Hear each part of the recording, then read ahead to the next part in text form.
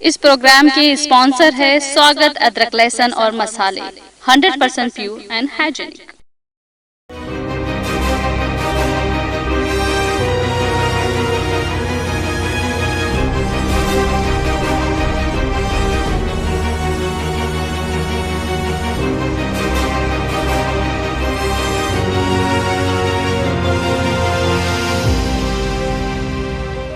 अस्सलाम वालेकुम, आदाब। मैं हूँ फरहद। आज 27 जनवरी है। आइए देखते हैं 27 जनवरी के अहम तारीख़ी वाक़यात। मुग़लिया सल्तनत के हुक्मरां हुमायूं का आज ही के दिन 1556 यानी 1556 में इंतकाल हो गया था। वो काबुल में पैदा हुए थे। उनकी वालिदा का नाम माहिम बेगम था। हुमायूं ने तुर्क, फारसी और अरबी की तालीम हासिल की। अपने वालिद और हिंदुस्तान में पहले मुग़ल हुक्मरां बाबर की वफ़ात के बाद नसीरुद्दीन हुमायूं 29 दिसंबर 1530 यानी 1530 को तख्त नशीन हुए। सुल्तान बाबर की आखिरी बीमारी के दौरान वज़ीर आज़म निज़ामुद्दीन खलीफा ने साजिश की कि मेहदी ख्वाजा, जो हुमायूं के बहनोई और तजुर्बेकार सिपाहसालार थे, उनको तख्त पर बिठा दिया जाए, लेकिन ये साजिश नाकाम रही और बाबर ने पहले ही उमरा को वसीयत की कि वो हुमायूं को तख्त नशीन करें और इससे वफादारी निभाएं। इस तरह बाबर की वफात पर हुमायूं तख्त नशीन हुए। हुमायूं के तख्त नशीन होते ही उन्हें बहुत मुश्किलात का सामना करना पड़ा। चित्तौड़ की रानी ने हुमायूं से इमदाद तलब की और उन्हें अपना मुंह बोला भाई कहते हुए फौजी मदद मांगी, लेकिन उन्होंने साथ देने से इनकार कर दिया। इस तरह उन्होंने राजपूतों की दोस्ती का मौका ज़ाय कर दिया। हिंदुस्तान की हुकूमत दोबारा हासिल करने के बाद हुमायूं तवील अरसे जिंदा ना रहे। वो एक शाम अपने कुतुब खाना यानी लाइब्रेरी की सीढ़ियाँ उतर रहे थे कि अज़ान मगरिब की आवाज़ सुनी। वो सीढ़ियों पर ही रुक गए, मगर बदकिस्मती से उनकी लाठी फिसल गई और वो सीढ़ियों से गिरकर शदीद ज़ख्मी हो गए और इन्हीं ज़ख्मों से आज ही के दिन उनका इंतकाल हो गया। 27 जनवरी 1926 यानी 1926 को Scottish scientist John Logie Baird ने पहली मर्तबा टेलीविज़न को दुनिया के सामने पेश किया। बेयर्ड की खोज तस्वीरी टेलीकास्ट करने वाली एक मशीन थी जिसे उन्होंने टेलीवाइज़र का नाम दिया था। इसमें घूमने वाली मैकेनिकल डिस्क लगी थी जो बदलती हुई तस्वीरों को स्कैन करके उन्हें इलेक्ट्रॉनिक इम्पल्स में बदल सकती थी। ये मैसेज फिर तारों के जरिए स्क्रीन तक पहुंचता था, जहां वो काफ़ी कम रेजोल्यूशन वाले रोशनी और साए के एक खास पैटर्न जैसी नजर आती थी। बेयर्ड ने अपनी पहले टीवी प्रोग्राम में 2 कठपुतलियों के सर दिखाए थे। 27 जनवरी 1937 यानी 1937 फर्स्ट वर्ल्ड वॉर के बाद इलाक़ाए हताए सल्तनत उस्मानिया के हाथों से निकल गया था और लीग ऑफ नेशंस की तरफ से इस ज़िले को शाम यानी सीरिया के अंदर खुद मुख्तार हैसियत दे दी गई थी। 1936 में फ्रांस की तरफ से शाम की आज़ादी तस्लीम किए जाने के बाद तुर्की ने हताए की आज़ादी के लिए भी फ्रांस पर सिफारती दबाव में इजाफा कर दिया था। फ्रांस की तलब पर यहाँ करवाए गए रेफरेंडम में हताए के लोगों ने तुर्की में शामिल होने का भारी मैंडेट दिया, जिसके बाद खुद मुख्तार जमहूरिया हताए ने 3 जून 1939 को तुर्की में शामिल होने का फैसला किया।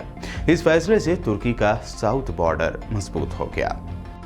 रेड आर्मी ने जुनूब मगरबी पोलैंड में नाजियों के सबसे बड़े कैंप को आज ही के दिन 1945 में आज़ाद करा लिया था।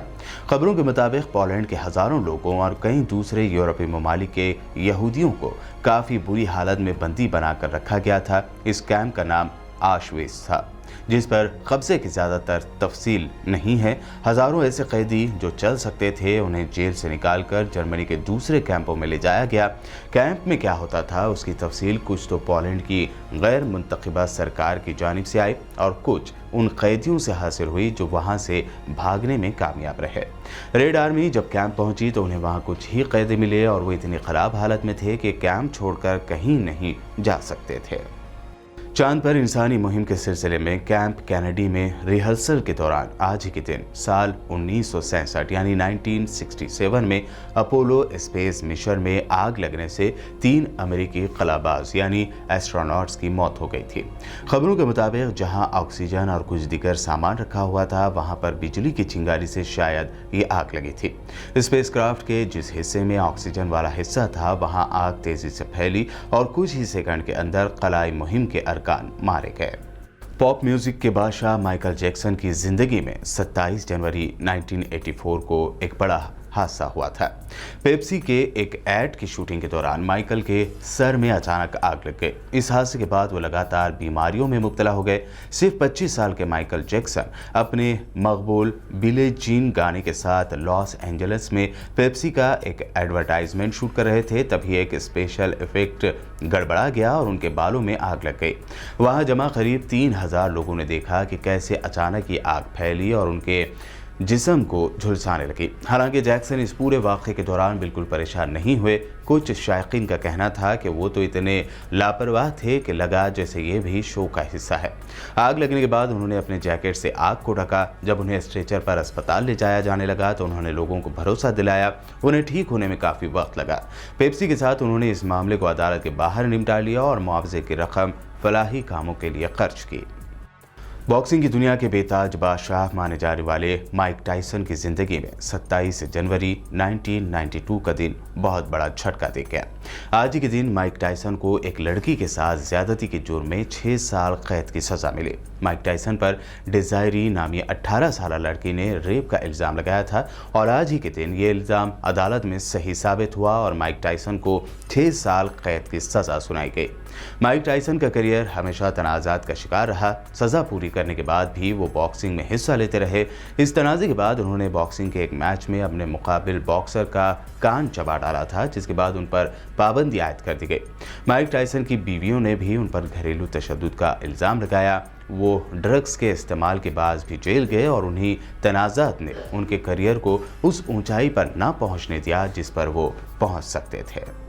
प्रोग्राम टुडे इन हिस्ट्री में ये थे 27 जनवरी को होने वाले अहम तारीख़ी वाक़यात। यूट्यूब पर PBN चैनल को सब्सक्राइब ज़रूर करें।